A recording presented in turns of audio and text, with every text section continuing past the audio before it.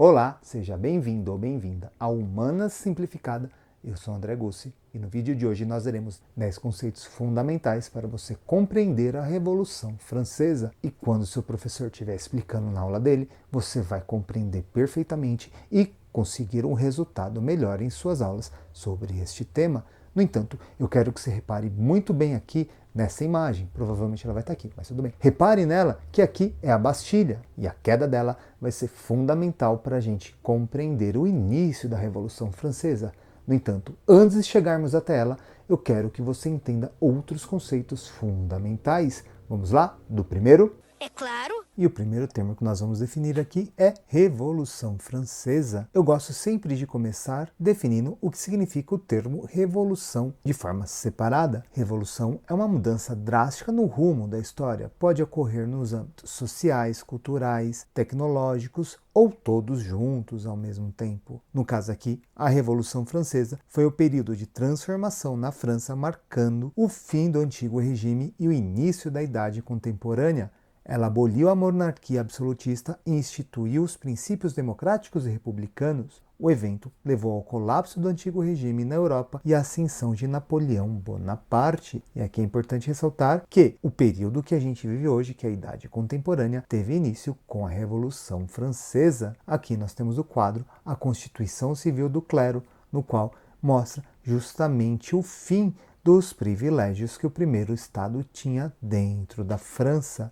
E agora a gente vai entender um outro conceito que é o antigo regime, que na França pré-revolucionária era o sistema político, social e econômico marcado pelo absolutismo monárquico, com poder concentrado no rei. A sociedade estamental dividia-se em 3 estados, privilegiando a nobreza e o clero. A economia baseava-se no mercantilismo, priorizando o acúmulo de riquezas. E aqui nós temos a imagem que representa um pouco da ideia desses 3 estados e como que o antigo regime se sustentava. Nós podemos ver que esse senhor aqui, apoiado numa pá, ele representa o terceiro estado, que era o único estado que trabalhava e gerava riqueza basicamente na França. E ele está levando em suas costas o primeiro e o segundo estados, ou seja, membros do clero e da nobreza. No entanto, a gente vai entender agora cada um desses estados de forma separada. Vamos definir o primeiro estado, que refere-se ao clero na sociedade francesa pré-revolucionária, composta por indivíduos ligados à Igreja Católica, desfrutavam de privilégios como a isenção de impostos e dividiam-se entre alto e baixo clero. Aqui nessa imagem nós temos uma pintura do Papa Inocêncio X, no qual este retrato mostra o poder e a imponência que o clero tinha na sociedade. Agora, vamos entender um pouco mais aprofundado o que era o segundo estado, que representa a nobreza na França pré-revolucionária, caracterizada pela hereditariedade de títulos e privilégios, ou seja, o segundo estado basicamente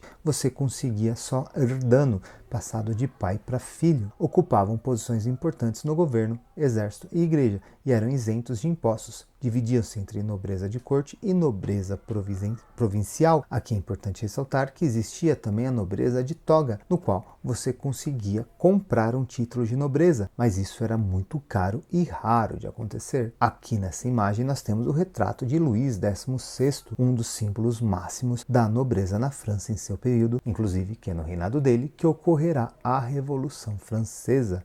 E, para o terceiro estado, nós temos a classe mais ampla e diversificada na França pré-revolucionária. Só para você ter uma ideia, o clero tinha aproximadamente 1% da população, a nobreza 2%, e o terceiro estado ele equivalia a cerca de 97%. Então, o terceiro estado incluía camponeses, trabalhadores urbanos e burgueses. Diferentemente do clero e da nobreza, seus membros não tinham privilégios, enfrentando maior cargas tributárias e restrições sociais, o que alimentou o descontentamento impulsionando a Revolução Francesa. Aqui, basicamente, o terceiro estado era o único que produzia, o único estado que pagava impostos e não tinha nenhum tipo de privilégio. E, no momento de crise econômica, qual era o estado que mais sofria com a situação?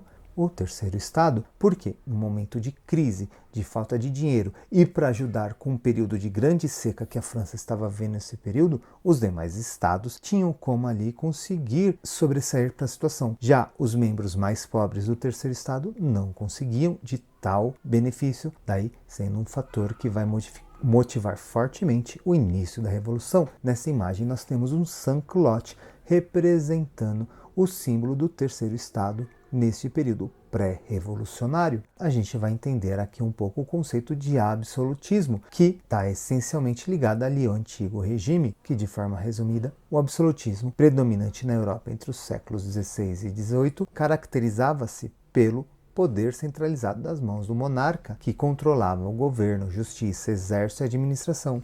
Luís XIV, o Rei Sol, é um exemplo emblemático desse sistema, simbolizando o poder absoluto e a autoridade incontestável. E aqui, na nossa imagem, nós temos uma foto do Palácio de Versalhes, mais precisamente o Salão dos Espelhos, mostrando a imponência, o poder que esse rei detinha dentro da sociedade francesa à sua época.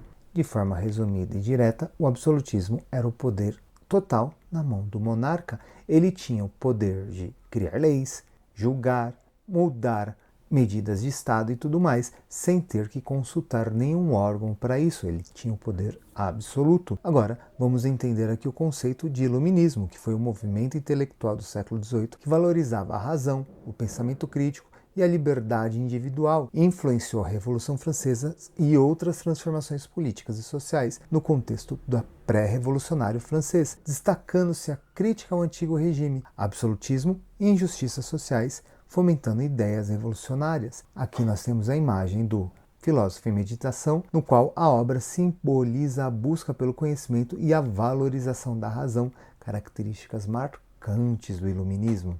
E agora vamos definir as guerras franco-inglesas, que é fundamental para a gente entender o contexto que a França vivia nesse período, que foram conflitos entre a França e a Inglaterra, como a Guerra dos 7 Anos, a disputa pela Índia, que afetava a economia e a política francesa, contribuindo para a crise fiscal e o descontentamento popular, influenciando o contexto prévio à Revolução Francesa, principalmente porque a França vai perder boa parte desses conflitos, além de arcar com o prejuízo da guerra, vai perder territórios, colônias. Aqui nós temos uma imagem que retrata uma das batalhas da Guerra dos 7 Anos, evidenciando a tensão das guerras franco-inglesa. Agora vamos entender aqui o conceito de Estados Gerais, focando um pouquinho mais no contexto dentro da França, que eram assembleias representativas dos 3 estados da sociedade francesa, o clero, a nobreza e o terceiro estado, chamado de Estados Gerais, era convocada pelo rei em momentos de crise. Essa instituição buscava soluções para os problemas financeiros, políticos e sociais e desempenhou um papel crucial no início da Revolução Francesa, ao ser convocada por Luís XVI em 1789, após décadas sem ser reunidas. Aqui, como eu já disse, o Luís XIV se marcou por ser um rei absolutista, essa Assembleia dos Estados Gerais deixando de ser convocadas. Porém, em 1789, após várias crises e descontentamentos da população francesa, o rei tenta fazer essa convocação, que basicamente era para cobrar mais impostos do terceiro estado. E aqui nós temos essa obra de arte que contempla justamente isso, que representa o terceiro estado, comprometendo-se a permanecer unidos na luta pela representação e justiça durante eventos iniciais da Revolução Francesa. Porque, antigamente, o voto, cada estado equivalia a um. Então, a nobreza tinha um voto, o clero tinha outro, e o terceiro estado tinha outro ainda. Então, o estado dava um voto, o clero e a nobreza ficavam juntos, tinham 2 votos contra um do terceiro estado. E o terceiro estado propôs que a votação fosse por cabeça, ou seja, por membros que tinham em cada estado na Assembleia. E, obviamente, o terceiro estado era o mais numeroso. E aí que essa questão não foi muito bem aceita, ocasionando toda a Revolução Francesa. E para fechar, nós temos aqui a Bastilha, aquela mesma imagem que eu falei para você lá no início do vídeo. Lembra? A Bastilha, que era uma fortaleza em prisão em Paris, tornou-se ícone do antigo regime devido a seu papel como símbolo de opressão e arbitrariedade do poder monárquico, ou seja, o símbolo do poder absoluto do rei, porque muitos prisioneiros detidos na Bastilhas eram críticos do governo, intelectuais e indivíduos considerados inimigos do Estado. Sua invasão, em 14 de julho de 1789, marcou o início da Revolução Francesa e a queda do antigo regime, ou seja, é com a queda da Bastilha, é quando no dia 14 de julho de 1789 começa a Idade Contemporânea, aquela na qual nós vivemos atualmente. Porém, o que aconteceu aqui depois da queda da Bastilha, como que organizou a Revolução Francesa, isso daí será tema para outros vídeos, ou também você verá em suas aulas de história com o seu professor. E aqui eu queria agradecer a você que assistiu até aqui. Se você achou que esse vídeo foi de valor, não deixe de deixar aquele like, que é muito interessante para nós. Comente aqui qual foi o termo que você mais gostou de saber e quais são os conteúdos que você gostaria que eu fizesse um dicionário de história também. Então fica assim. Muito obrigado e até o próximo vídeo.